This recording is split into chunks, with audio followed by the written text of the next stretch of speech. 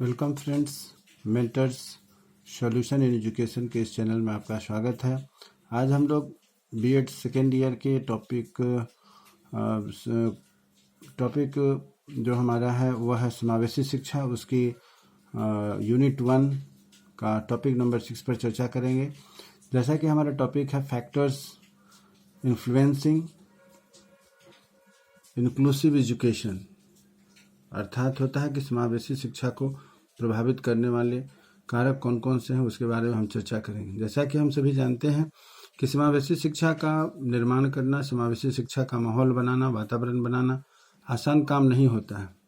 फिर भी हमें समावेशी शिक्षा के ऊपर हम लोगों ने समावेशी शिक्षा के विषय में बहुत चर्चा किया है।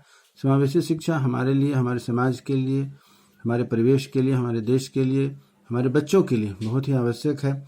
तो इस समस्या को दूर करने के लिए हमें इस पर सभी लोगों को मिलकर प्रयास करने होंगे। समाज के जितने भी अवयव हैं, सदस्य हैं, सभी को प्रयास करने होंगे, घर से लेकर के स्कूल तक। इसीलिए हम सभी इस पर ध्यान दें, और इस पर ध्यान देंगे तभी जा कर के यह आगे हमारा समावेशी शिक्षा का जो प्रयास है वह सफल हो सकेगा। तो आज इस टॉपिक में हम लोग जो मुख्य बातें हैं उस पर चर्चा करेंगे। ऐसे कौन कौन से कारक हैं जिसके वजह से हम लोगों को समावेशी शिक्षा का एक माहौल बनाने में दिक्कत हो रही है, परेशानी हो रही है। तो आइए इस टॉपिक पर हम लोग चर्चा करते हैं। यह बहुत ही महत्वपूर्ण टॉपिक है। जैसा कि मैं बार बार कहता हूँ, यह बहुत महत्वपूर्ण टॉपिक है। यह डीएलएड, बीएड और एमएड में भी इसको पढ़ना है, नेट के लिए भी है, सीटीईटी के लिए है। बहुत ही महत्वपूर्ण टॉपिक है। मैं उम्मीद करता हूँ कि आप लोग हमारे इस प्रयास में जरूर सहयोग करेंगे। आइए आगे बढ़ते हैं।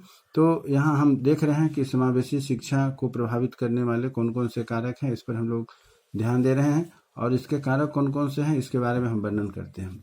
तो स्कूलों को सभी समुदायों के बच्चों की आवश्यकताओं के अनुसार उनकी क्षमता की परवाह किए बिना शिक्षा प्रदान करनी चाहिए। किसको? स्कूल को।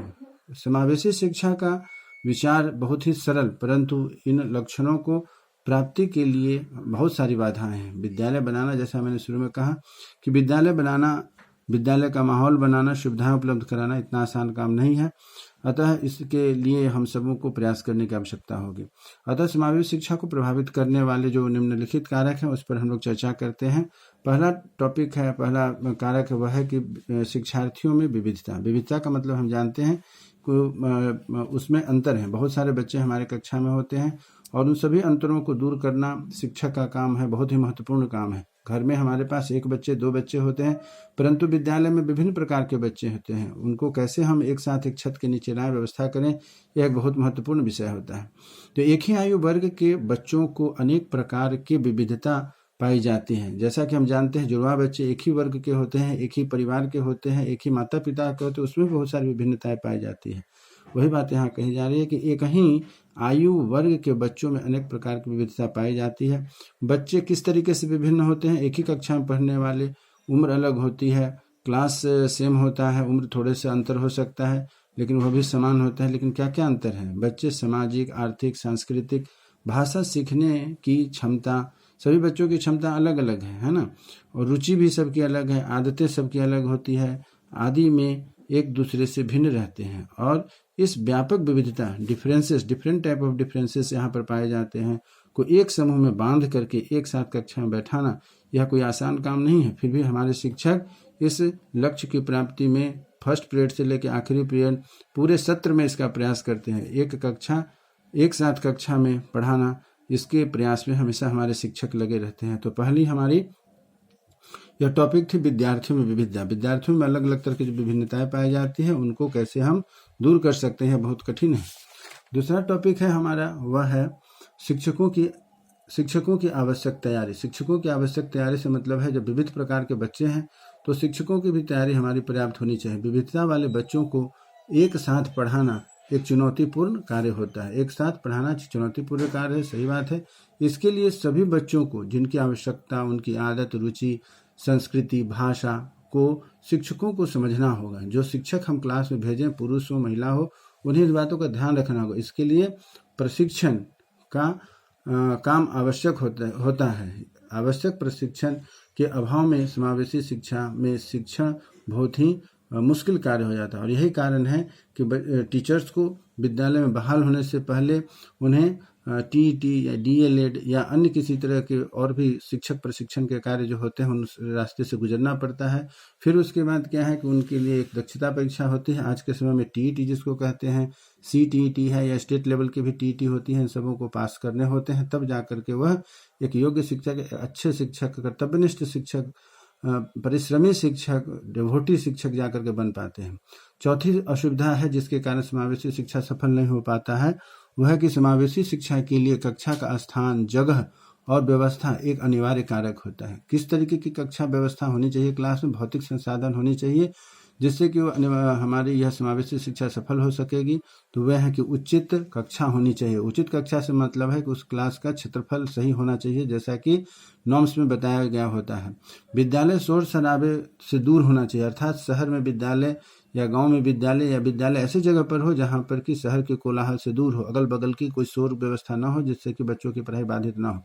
कमरों में पर्याप्त रोशनी तथा पर्याप्त हवा की व्यवस्था होनी चाहिए। कहने का मतलब है कि अंधेरे में बैठ करके हर जगह, सभी जगहों पर विद्यालय ऐसे नहीं हो सकते हैं कि वहाँ पर लगातार बिजली की व्यवस्था हो, लगातार वहाँ पर जो है कि रोशनी की व्यवस्था हो। तो वैसी स्थिति में ऐसा ना हो कि बच्चों को दिखे नहीं, बच्चों को गर्मी लगे या और असुविधा होने से क्या है कि बच्चे क्लास में मन लगा के नहीं पढ़ पाएंगे।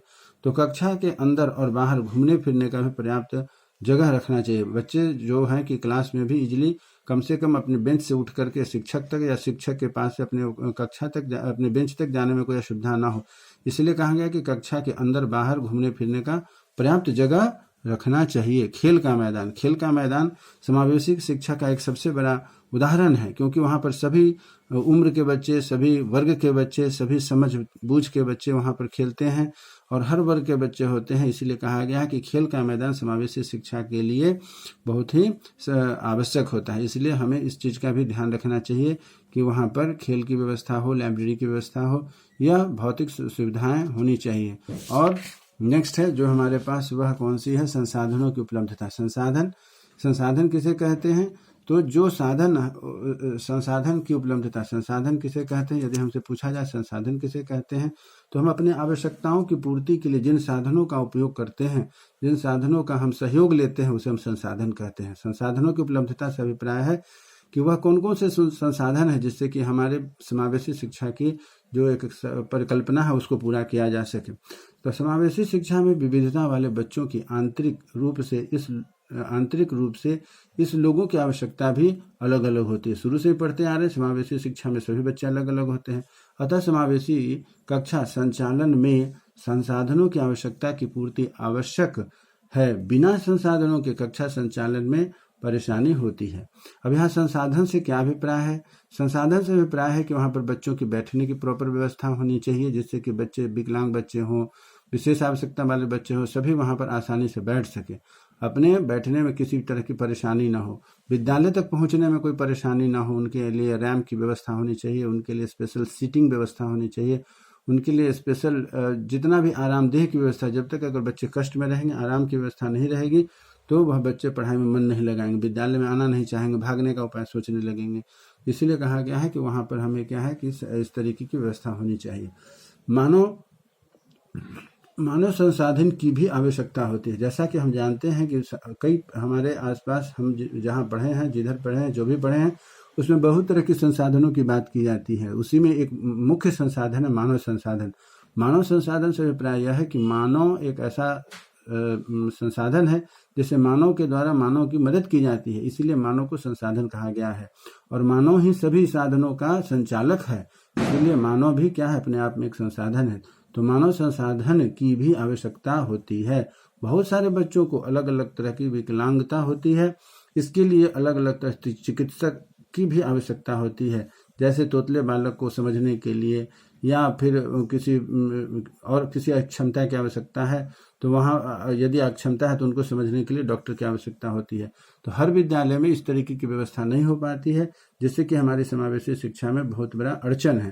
तो जैसा कि हमने ऊपर अभी तक 4 मुख्य बिंदु पर चर्चा की हुई है कि ऐसे साधन उपलब्ध होने चाहिए जो कि समावेशी शिक्षा की परिकल्पना को पूरा करते हैं। इन सभी संसाधनों में, इन सभी मुख्य बिंदुओं को जो हमने दर्शाया है उसमें कमी है, जिसकी वजह से यह संभव नहीं हो पाता है। और आखिरी बिंदु है मूल्यांकन। मूल्यांकन तो सबसे महत्वपूर्ण होता है। शिक्षा का अर्थ है मूल्यांकन। आप कितना सीखते हैं, क्या सीखते हैं, आपने जो सीखा वह कहाँ तक सार्थक है, इस चीज़ को समझने के लिए मूल्यांकन बहुत आवश्यक है।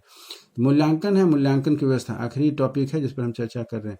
हमारी परीक्षा व्यवस्था में बच्चों का सर्वांगीण विकास का मापन नहीं हो पाता है। सही बात है, उनका जो विकास हो रहा है किस दिशा में हो रहा है, कैसा हो रहा है, कहाँ तक हो रहा है, इसकी सही मूल्यांकन होना आवश्यक है। बिना मूल्यांकन के हम नहीं कह सकते हैं कि उनका विकास कैसा हो सकता है, हो रहा है। समावेशी शिक्षा विविधता वाले बच्चों का मूल्यांकन करने की जरूरत होती है। जब अलग अलग तरह के बच्चे हैं तो उनका मूल्यांकन भी अलग अलग तरीके से होना चाहिए, अलग अलग व्यवस्था होनी चाहिए। परंतु क्या है कि समाज में ऐसी व्यवस्था, हमारे शिक्षण व्यवस्था में ऐसी व्यवस्था नहीं है जिसकी वजह से विभिन्न तरह के अक्षमता के बच्चों को हम सही से मूल्यांकन कर सकें। अतः कहा जा सकता है कि जो प्रचलित आज की वर्तमान मौजूदा प्रणाली है मूल्यांकन की, वह सही प्रणाली नहीं है, जिससे कि हर तरह की क्षमता वाले, विशेष आवश्यकता वाले बच्चे तो हैं लेकिन उनका मूल्यांकन सही ढंग से नहीं हो सकता है। तो इन 5 बिंदुओं के माध्यम से हमने यह प्रयास किया है कि समावेशी शिक्षा को प्रभावित करने वाले कौन कौन से कारक हैं आपको स्पष्ट कर सकूं। यदि आपको इसमें और किसी विशेष पॉइंट्स की आवश्यकता हो तो आप हमारे कमेंट्स बॉक्स में जाकर के मैसेज कर सकते हैं। मैं अपने अगले वीडियो में प्रयास करूंगा कि आपकी जो भी आवश्यकता है उनको मैं आपकी आवश्यकताओं को पूरा कर सकूं। तब तक के लिए धन्यवाद।